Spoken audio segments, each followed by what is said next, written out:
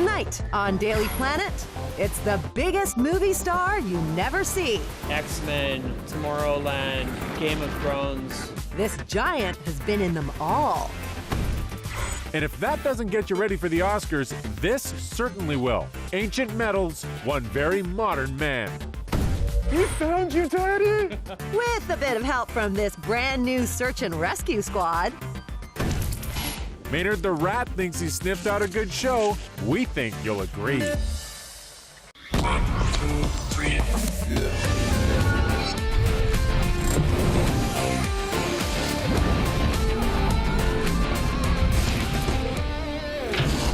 Hello and welcome to Daily Planet. We are so happy you have joined us. We have the next hour all planned out for you. We sure do.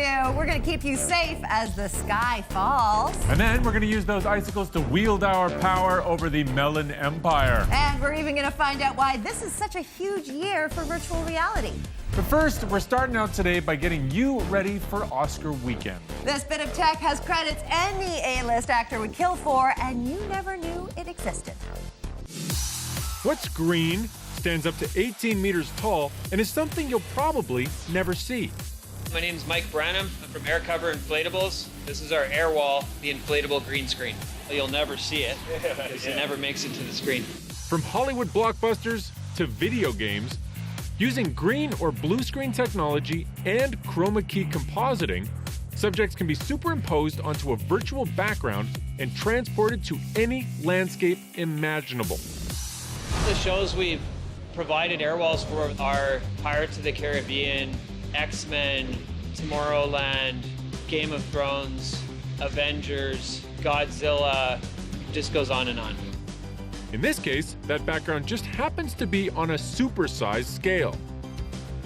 What we have here is an inflatable green screen that can be set up more efficiently, more effectively than anything else in the marketplace for this large exterior visual effects shots. We have no ceilings that are keeping us back, and that enables us to be able to film bigger, wider, more epic shots than inside a film studio.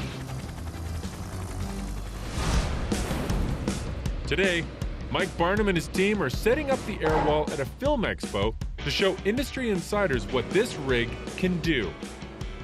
That's the emergency supply. Now I've put two ends on there. Today we are setting up two AirWall units. So we've currently dropped two containers into position. We are currently about to load them up with the ballast weights inside. We're going to put 15 ton in each container. After that we're going to set up the airflow pipe on the back of the container. Once that's set up we are ready for inflation of the two AirWall units. What the process is now is we will switch the generator on, which will then obviously feed power to the fans, and then we will start inflation. Ready to go, as simple as that. Back in 2006, Dave McIntosh, our chief visionary, was putting 1, 2, even 3,000 pounds of steel or aluminum up over people's heads just to hang a 100-pound piece of silk.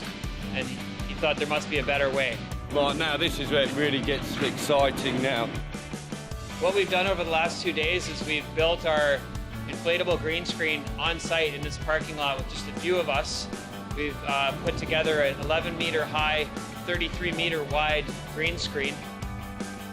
Every 15-meter wide section of inflatable green screen has approximately 15 tons of ballast inside the base container, and that's what keeps it safe in up to 80-kilometer-an-hour winds. And now that we've got the wall inflated, we're going to tilt it forward and tie on the green screen. And we'll raise it back up, tie on the bottom, and be ready to start shooting. I'm going to go along the bottom and tie it every 18 inches or so. Once that's done, we go and turn on the last fan. It stretches the green screen out a little bit at the end here just to take any wrinkles out that are in it and make a nice, smooth, even lighting surface. One of the challenges encountered on the latest Pirates of the Caribbean film is that they wanted the sun to keep hitting the ship towards the end of the day. What he did to accomplish that was he tilted the air walls forward as the sun set so they could keep getting the light they needed on the ship towards the end of each day. In conventional filming, constructing a set is a process that needs to be planned out months in advance. But with the AirWall, shots can be designed at a moment's notice, allowing for more creative freedom. A famous story you hear about in in film and television is when they wanted to get the camera lower, one of the grips suggested digging a hole in the ground. If you flip that around, the AirWall gives people an opportunity to get a higher and wider visual effects shot because we've taken the roof off the studio. And just think, to create this marvel of technology, it's as simple as just adding air. And for all their hard work, that team won themselves a technical Oscar, so congrats to them. No. Congrats to you, Dan. I thought that story extra was so darn good. You deserve an Oscar. Really? Yeah. Well, thank you. I guess I'd like to thank my mom and the Academy. And your supportive co-host? Yeah, and wow, these things are heavy. They're also quite shiny.